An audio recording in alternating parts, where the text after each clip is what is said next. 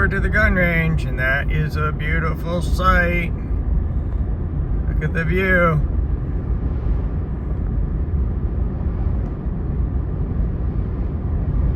Alaska is so beautiful. And I am almost there. And because I am almost there, and because, watch out, Mr. Squirrel. And because I have such limited time today, I am going to hit the ground running. If there's brass there, I'm gonna try to collect as much as possible. I will bring you along any chance I get, but I am gonna, you know, depending upon situation, sometimes there's nothing there and it don't matter. Other times there's a whole bunch there, no people there, and I'm gonna try to collect as fast as possible. So it's all situational. I am hoping that there's a bunch left over from last night that nobody's picked up yet. Well, here I am at the range, and today is one of those days where it's just 22 brass, but I'll just collect up as much of that as I can. It all adds up eventually. It just takes a lot of 22 brass to add up to anything large. So here we go. There's a lot of live rounds today. There's one. They're all 22s, but I'm finding quite a bit.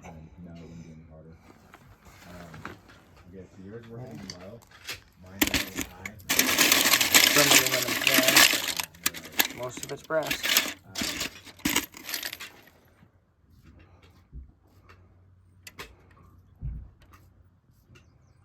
Another one there. No, just all my German ones.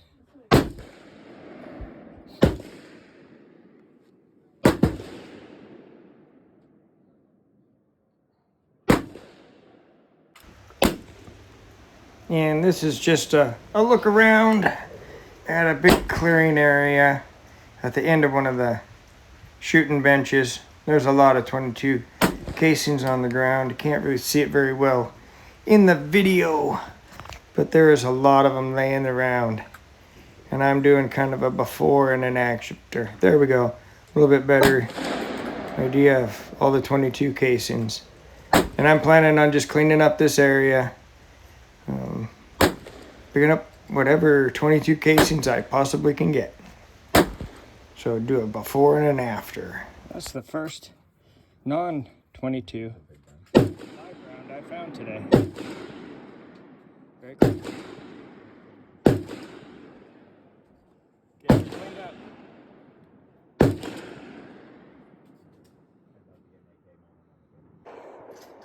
And so the range just went cold a while ago, which gave me the opportunity to get in front of the benches, and I was able to collect up quite a bit of 2, 2, 3, 5, 5, 6. I am a little short of breath right now, but I'm a happy camper because that adds up really fast. Look at all that. That adds up so much faster than the 22 casings for weight. Very nice. And somebody was really cool. Gave me a whole bunch of 30-06. A whole box almost. 19 of them. And I think my nephew can use these. I hope he can. I'll give it to him.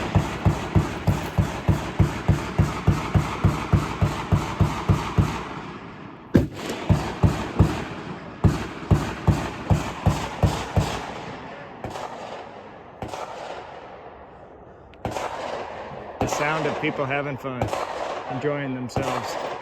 I love it. I love it when people are enjoying themselves.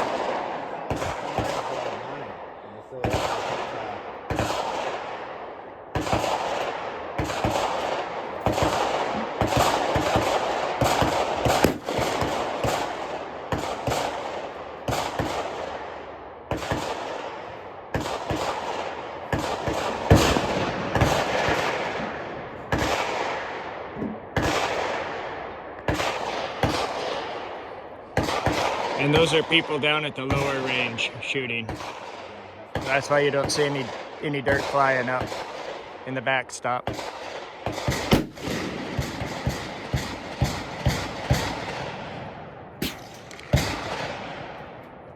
Okay, let me see if I can. Very cool. And so this is the after video of me collecting. And I pretty much picked up every 22 casing I saw. Every other casing I saw too, but for the most part it was mostly just 22 casings. And there was a lot of them. So it's nice and clean now. So people can fill it back up again with more 22 casings for me for next time. And it does take a lot of 22 casings to add up to anything, but I guess I'm just a glutton for punishment. And just to point out how awesome people can be, at one point a lady came over and asked me what I was doing with all of the brass. I said I was collecting it to help pay some bills. And she started bringing over handfuls of brass. And eventually, she just started putting it on the tables for me. That is how awesome people can be. And there were 4 people in this group, and they are the ones that gave me the 2 boxes of 30-06 casings as well. So that was really cool of them. And I just want to say how awesome people are. And I just want to interject here. So that wasn't the first time that people have been awesome and helped me out loading my buckets with brass. In fact, that wasn't the first time that day. So I actually had another gentleman that was up there, and he said he was just killing some time himself. And he was helping me pick up 22 casings because that's all there was on the ground to pick up.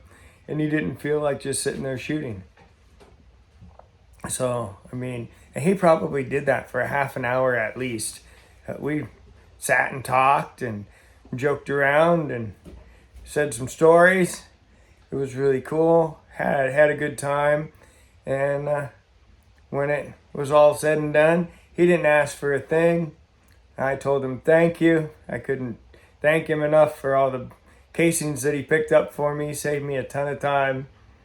And that's really cool. It's just really awesome how people are perfect strangers, and I'm just picking up brass off the ground like a common bum, and people come and help me out. It's really awesome. So yep, you just call me the brass bum.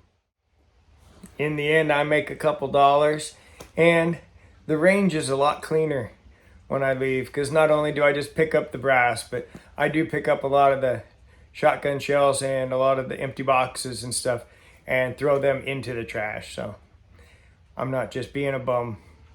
I'm actually trying to help out a little bit too.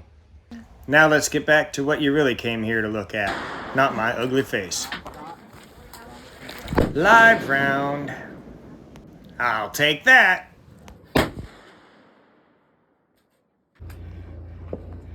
There's the first bucket. I'll come back up with another bucket for the cans. I'm gonna take that bucket down to the truck. Whew. It's a nice topping on the bucket. Start adding the 223. It goes fast. A little bit of brass here. People showed up and just started shooting. And look at all the brass they left for me. I'm going to just grab that pile. I'll pick through it at home. Sometimes you just have to be patient. I'm going to spend another half hour here, and then I gotta go. Time to get busy and just pick. I'm not gonna bring you back probably to the very end, just so I can get as much as possible. Bucket number 2. I ran out of time.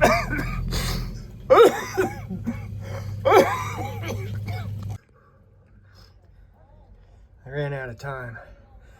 ran out of breath, but I got bucket number 2. Pretty full, almost done.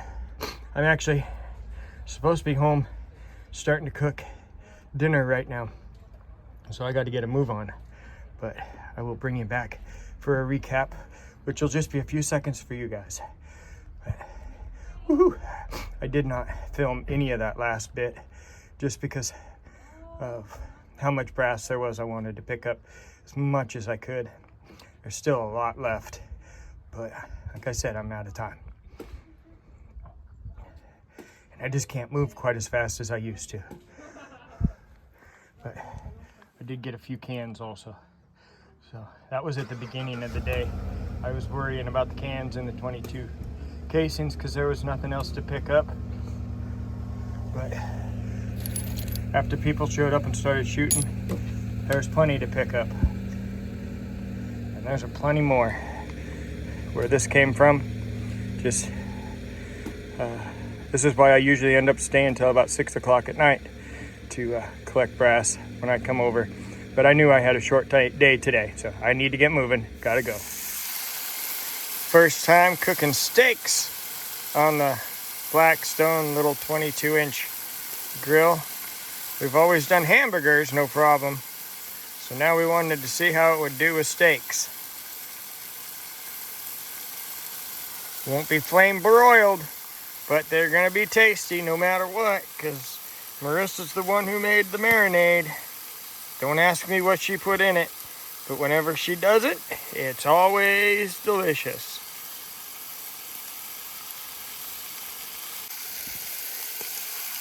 And part of the reason that it's always delicious is because she makes it with love. Hey, you're not supposed to slap the papa. Kara says she likes her steaks raw, so we took hers off. Me and Marissa want them just a little bit more done. Threw some peppers on there. We have a nice salad.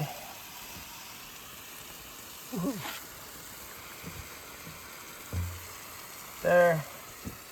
Corn. And beans. So that's lunch, dinner, whatever you want to call it. That salad looks delicious. The steaks looks delicious. Just let the peppers get a little bit of a sear on them. I'll flip them, and we're gonna have dinner.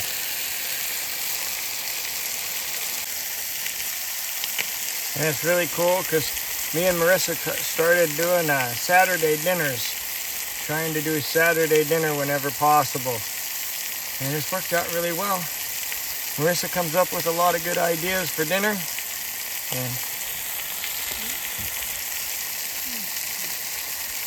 it just works out really well for us. It's fun. We get to enjoy family dinner. And when we start eating, no cell phones. We just get to visit and talk and enjoy each other's company. The only reason I'm filming right now is because Marissa's still in the house, getting ready to come out. It's gonna be delicious.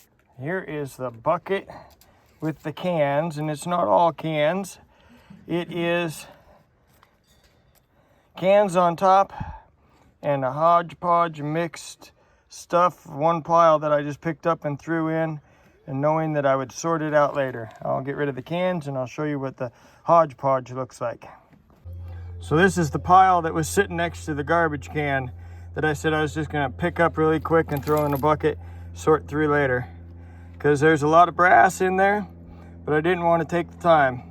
If I had a shovel, I would have scooped up this kind of stuff. Woo! But, yep, a lot of junk in there too. The aluminum ones will, maybe, well, they will get put with my other aluminum casings and maybe get melted down. The steel casings will just go to the trash. But this is just a hodgepodge that I picked up in like less than 30 seconds. I had this stuff all dumped in this bucket, ready to go. I could move on to what was really important, and that is picking up pure brass.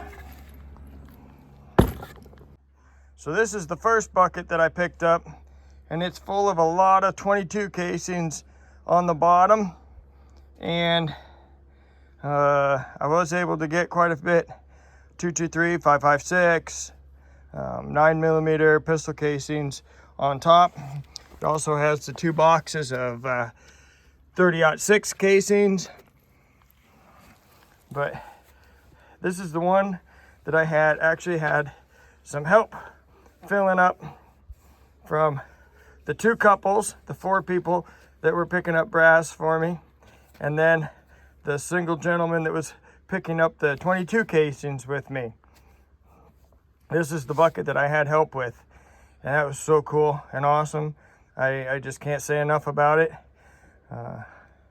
There's so much that could be said for people like that. It's wonderful, and again, if you happen to be one of the people who helped me, realize just how much that meant to me and how cool it was.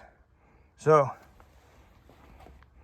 that bucket, 21 pounds, 13 ounces, right there. And the other bucket, this is the one where I was rushing at the end to try to get as much as I possibly could of all of it. And it is 23 pounds. So 44 pounds, that isn't too bad. That's about, if you take it into recycle, that's about $80 worth of brass that I picked up in one day. And I do have to sort through it, but for the most part, this is all going to get recycled because I don't have an outlet for most of it. Some of it will be saved, but for the most part, going to be recycled. Trying to earn that money for that trip. Actually, so I have the money. I'm not trying to earn the money for the trip. Let me rephrase this. So I already spent the money. I took it out of money I have set aside for medical bills so that I could buy the tickets to go see my boys. And now I'm just trying to figure out a way to repay that money back into that savings account so that when I need it for medical bills, I have it. That's just kind of how I have to do it sometimes. Robbing from Peter to pay Paul, as it were said. And now I gotta pay back Peter. Woohoo! I'm happy. It was fun. I'm already thinking of and excited for my next range day. Oh yeah, and I have all these live rounds I have to show you. Let me see what I can dump these into so you can see all the live rounds that I found. How about the lid to a coffee can? That'll work, won't it? Okay, so here's handful number 1. And there's a 45 round. Lots and lots and lots of 22. Holy cow, 22 everywhere. Everywhere you look, there was a 22 round on the ground. That's a rhyme.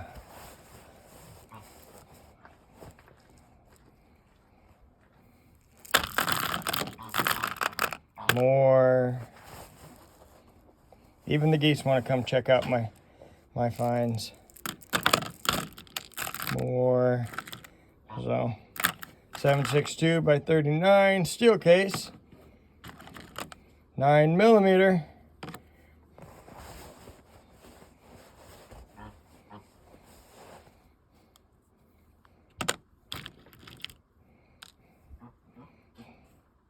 No, I don't know what these are. I've looked them up in the past. I forget what it actually is, but there's another live round.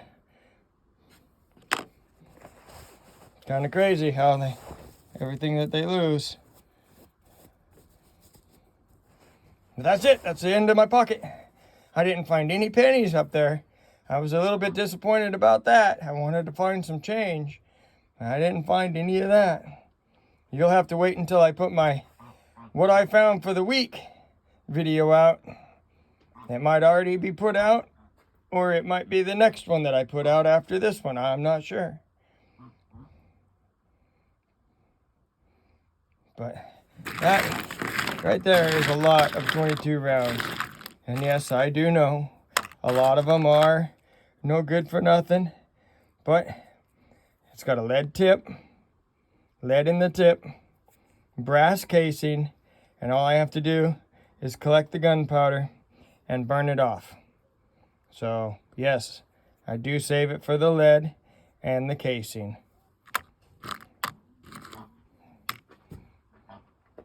I just have to find time to start tearing them apart. And boy, did I have a lot of fun at the range. Today, probably pushed myself just a little bit too hard, but I see all that shiny metal just waiting there to be picked up. Money in the bank. One person said, that's just money in the bank, and I have to agree. I saw all of that shiny metal just sitting on the ground waiting to be picked up, and I went for it. I was happy. I was having a heyday, and yeah, I didn't, well, you know, once I got back down to that lower range, I didn't do any filming really so much. I just went for it because I had a limited amount of time. But in the end, I think it was the right decision to make, because that helps get my goal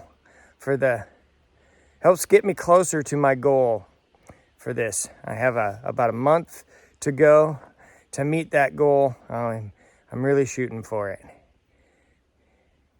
Anyway, you know what? I want to tell you, if you have the opportunity to help somebody else out, just remember how awesome I think it is when people help other people out. And I'm pretty sure that a lot of other people feel the same way. So if you have the opportunity, I say do it and make yourself feel good too. You make them feel good and yourself.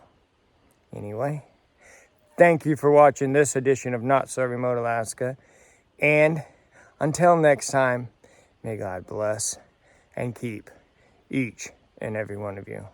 And with that, I am out.